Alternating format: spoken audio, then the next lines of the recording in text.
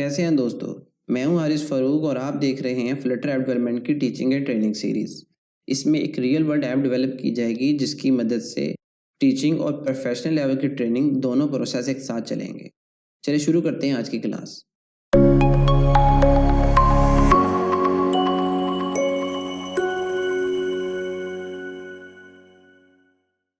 आज की इस क्लास में हम होम स्क्रीन का सेकंड पार्ट डिज़ाइन करेंगे, जैसा कि मैंने स्क्रीनशॉट में हाईलाइट किया है। तो इसकी डिज़ाइनिंग को लॉजिकली समझने के लिए मैंने इसको पार्ट्स में ब्रेक किया है। तो सबसे पहले हमारे पास आता है लिस्ट व्यू विजेट। लिस्ट व्यू विजेट में हमारे पास दोनों ऑप्शंस आते हैं, दोनों स्क्रॉलिंग ऑप्शंस हैं, वर्टिकल भी हॉरिजॉन्टल भी। तो हमें इसके लिए हॉरिजॉन्टल स्क्रॉलिंग चाहिए।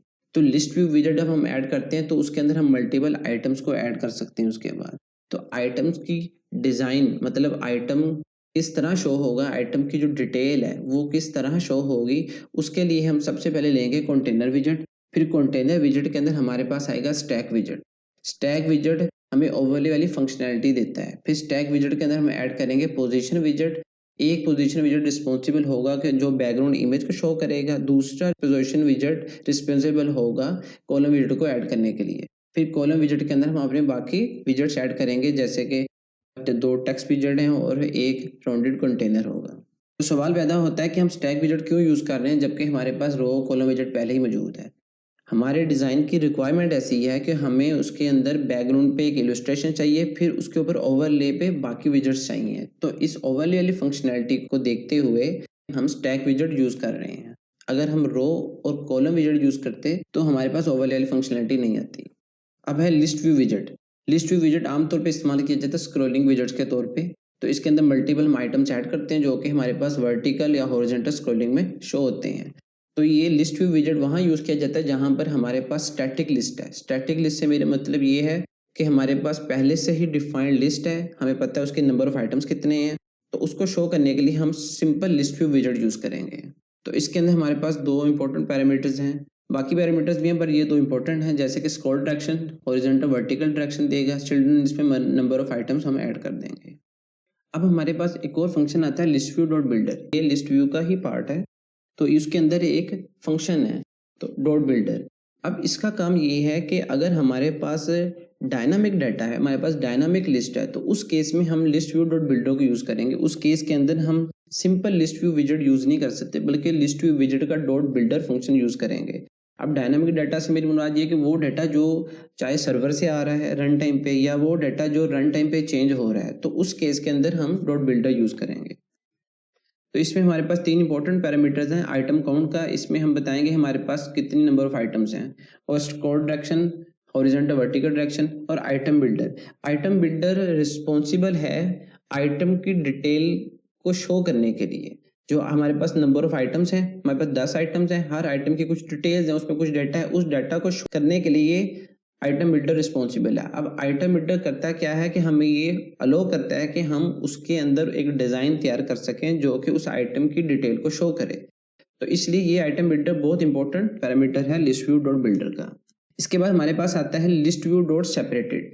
List dot view separated same list view dot builder की तरह ही काम करता है, लेकिन इसमें अजाफी चीज़ जो है वो ये है कि ये हमें अलो करता है कि हम लिस्ट के अंदर गैप्स ऐड कर सकें। मतलब गैप से मुराद ये कि हम मार्जिन्स उसके अंदर दे सकें। एक लिस्ट की आइटम जो है ना, एक लिस्ट की आइटम का दूसरी आइटम के साथ थोड़ा सा गैप हो, उस केस में list view dot separated use किया जाता है। इसके इंपॉर्टेंट पैरामीटर 4 हैं, 3 तो वही हैं जो पहले से थे डॉट बिल्डर के, एक अज़ाफ़ी पैरामीटर है सेपरेटेड डॉट बिल्डर। इसके अंदर हम एक गैप तैयार करते हैं, मतलब जैसे कि मैं आप देख सकते हैं स्क्रीनशॉट में मैंने साइज़ बॉक्स दी है, उसकी विड्थ 10 दी है, तो ये एक किस्म का गैप हो गया क्योंकि ये ट्रांसपेरेंट शेड होगा तो ये ऑटोमेटिकली गैप क्रिएट करेगा मल्टीपल आइटम्स के अंदर लिस्ट व्यू की। चलिए अब स्क्रीन की तरफ चलते हैं और इसको प्रैक्टिकली परफॉर्म करके देखते हैं। तो सबसे पहले हम रिकमेंडेड टेक्स्ट ऐड करेंगे, तो इसके लिए हम टेक्स्ट विजेट लेंगे।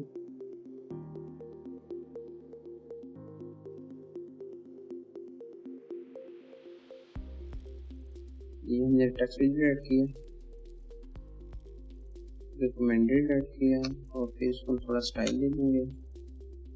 टेक्स्ट स्टाइल यूज करके हम इसको स्टाइल देंगे।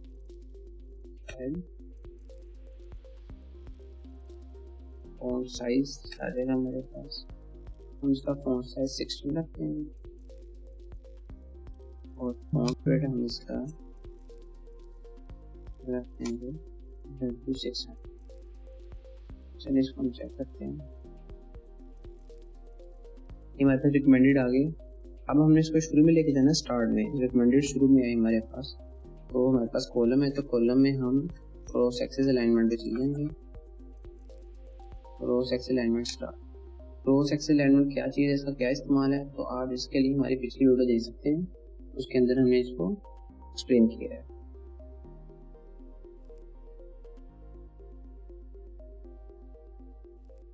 हमारे पास रिकमेंडेड शुरू में आ गया। इसके बाद हम दोबारा इसको थोड़ी सी स्पेस देंगे, साइज बॉक्स। इसके बाद हम लेंगे लिस्ट व्यू डॉट बिल्डर, मतलब कि list view dot separated. Item builder design करेंगे। हमारे पास आइटम बिल्डर में क्या क्या चीज़ चाहिए, कंटेस्ट और इंडेक्स चाहिए।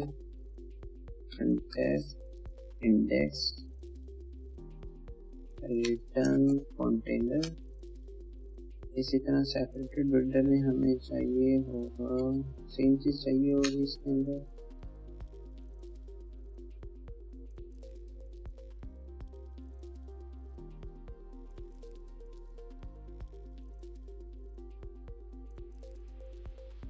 नंबर पैटर्न 3 कर लिए मैंने, फिलहाल 3 किए मैंने।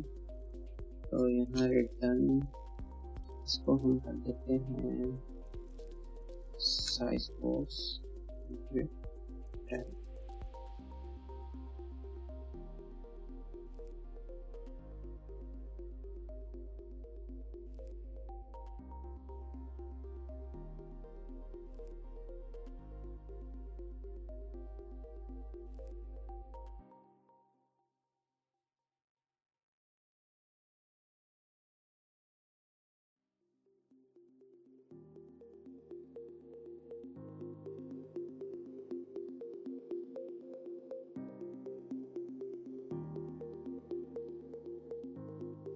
तो ये हमारे पास एरर आ रहा है।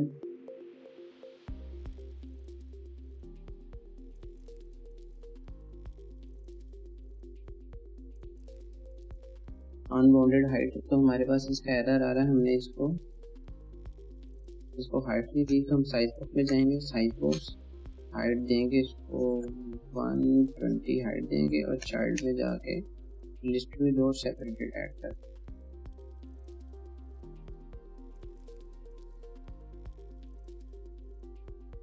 और इसकी डायरेक्शन जो है वो हम हॉरिजॉन्टल लेंगे,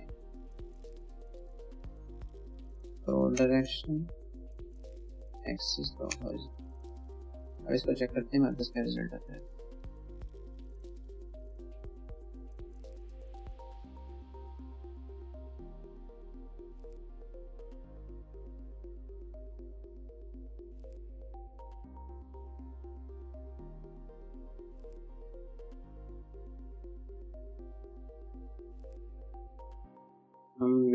हम इस तरह करते हैं, हाइट देते हैं और विड्थ देते हैं।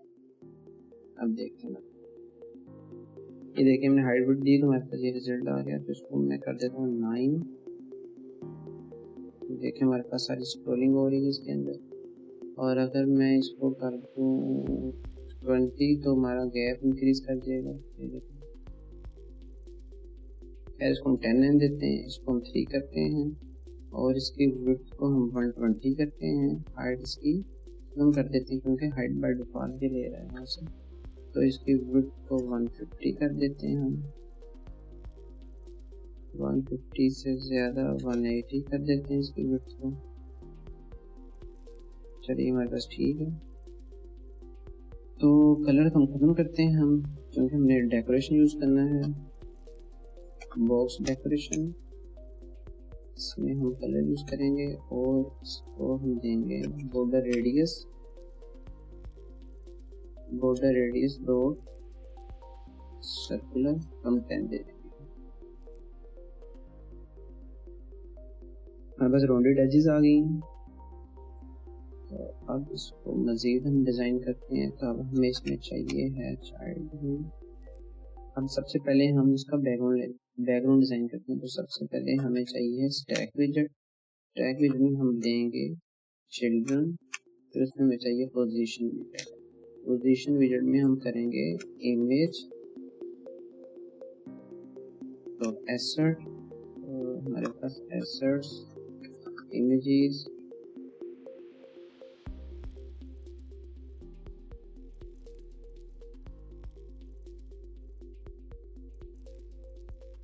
इसको हम बॉटम से 0 और राइट से 0। अगर इसको बॉटम और राइट की वैल्यू नहीं देंगे तो ये सेंटर में लाई करेगा। तो मैंने इसको बॉटम राइट की वैल्यू दे दी, जिसकी वजह से इसकी बॉटम राइट वाला एरिया एक्टिवेटेड हो गया। पोजीशन विजेट बॉटम और राइट साइड पे अलाइन करे। तो ये देखो हमारे पास आ गया अभी यहाँ पर। तो इसको मैं थोड़ा सा इसको साइज देता हूँ, स्केल देता हूँ, स्केलिंग जाता है 1.2।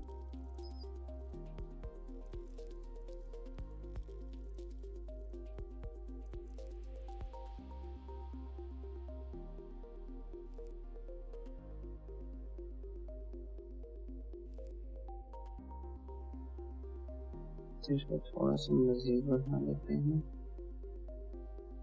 ये आ गया हमारे पास।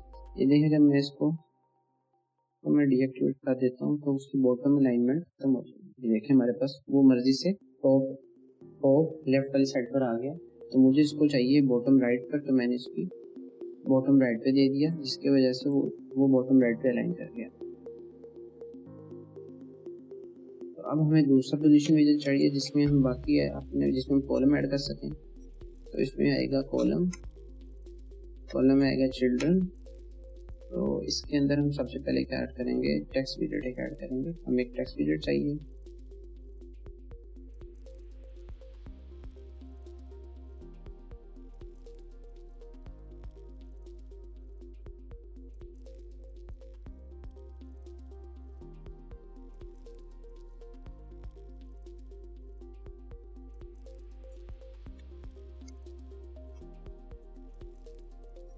मिनट स्टाइल दे देते हैं टेक्सटाइल में हम देंगे फॉन्ट साइज होगा 12 और इसको हम दे देते हैं स्टाइल टेक्सटाइल फॉन्ट साइज 14। इस हम चेक करते हैं हमारे क्या रिजल्ट है।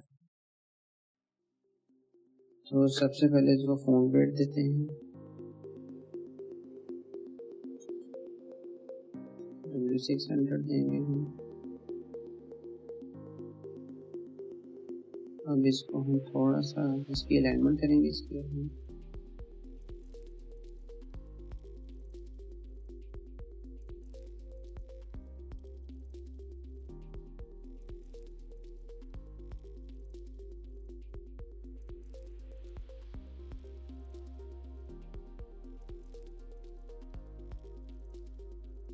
तो मेन एक्सरसाइज दे दिया मैंने मिनिमम, ताकि मिनिमम वैल्यू है।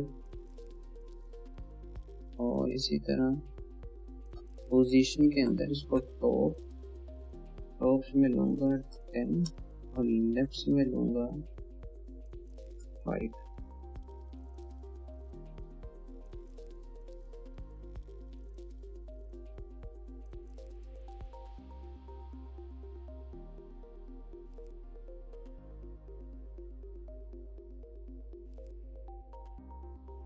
तो थोड़ा सा इंक्रीज कर लेते हैं इसकी हाइट को।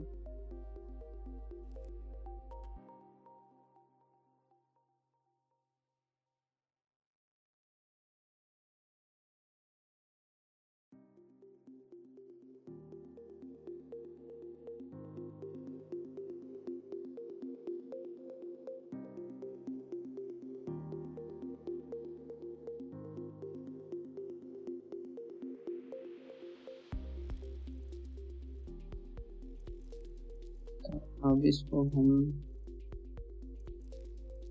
इसको कलर दे देते हैं।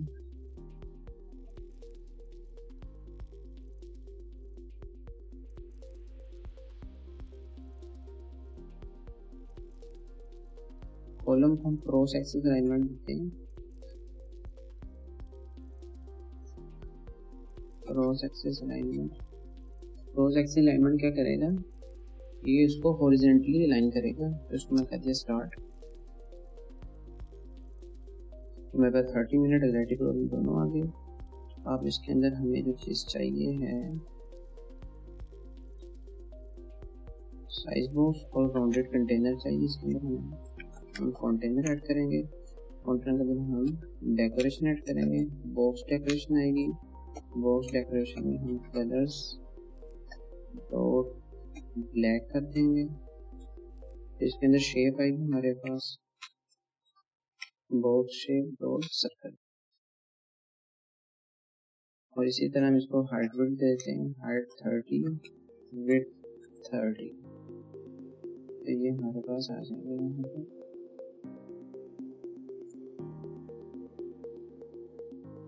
तो इसको मजीद बढ़ा सकते हैं, इसके गैप को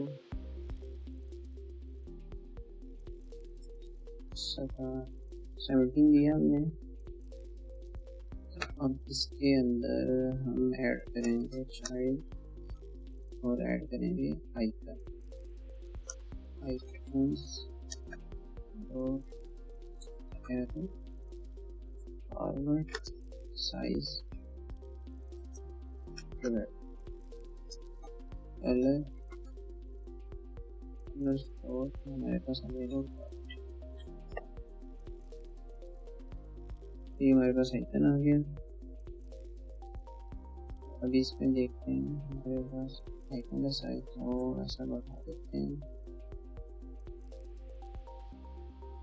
ये कम है, अच्छा ठीक है। ये देखिए हमारे पास डिजाइन का आ गया सारा।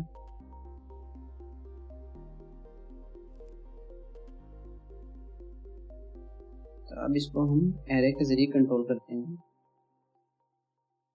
तो सबसे पहले हम एरे बनाएंगे वो लिस्ट के अंदर हम डायनामिक ऐड करेंगे। तो इसके अंदर आ जाएगा लिस्ट।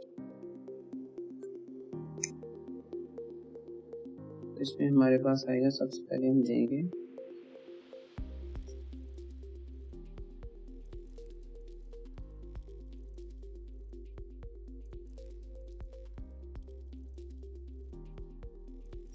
दूसरा हमारे पास आएगा ड्यूरेशन 30 मिनट। तीसरे नंबर पे हमारे पास जो चीज़ आएगी इमेज।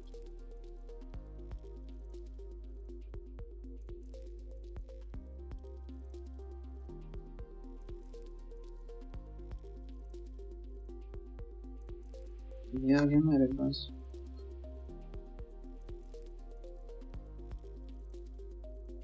अब हम दूसरा करेंगे स्लीप प्रॉब्लम 40 मिनट। और ये हमारे पास लिस्ट आ गई। तो अब पहले हमने उसको स्टैटिकली ऐड कर दिया था इसके डिज़ाइन को। अब इसको हम इसके जरिए लिस्ट के जरिए ऐड करेंगे ताकि चीज़ें डायनामिक रहें। हम लिस्ट डॉट लेंथ यहाँ दे दिया हमने इसके अंदर। इसी तरह हम यहाँ पर आए, हम क्या करेंगे, सबसे पहले इंडेक्स एरे का इंडेक्स है, लिस्ट का इंडेक्स है हमारे पास। तो इसके अंदर हम जाके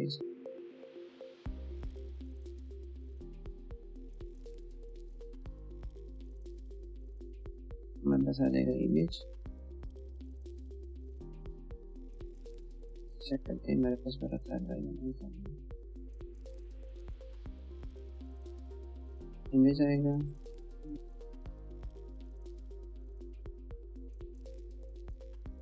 ये हमारे पास आएगा ड्यूरेशन।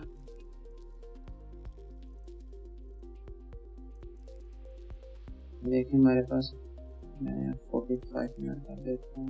देखिए हमारे पास चीज़ें भी डिफरेंट आ रही हैं। एग्जैक्टिव प्रॉब्लम 30 मिनट, उसका इलस्ट्रेशन फर्क है। दूसरा स्लीप प्रॉब्लम और उसकी इलस्ट्रेशन भी चेंज है। और हमारे अगर हम इसमें एक और इस तरह ऑप्शन ऐड करते हैं,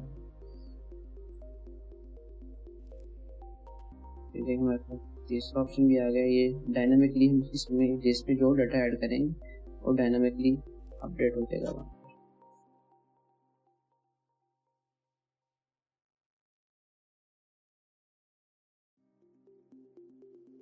तो इसकी हम सेपरेट विजिट बना लेते हैं इसका, ताकि मैनेज करना आसान हो। तो इसको हम बनाएंगे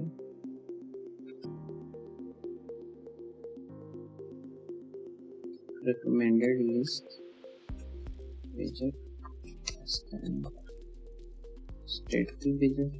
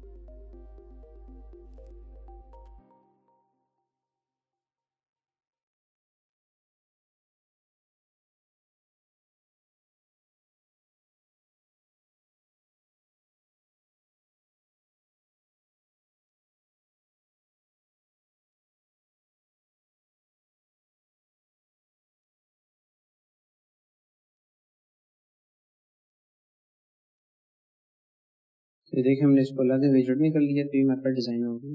हमारे पास ये होम स्क्रीन का सेकंड पार्ट डिजाइन हो गया।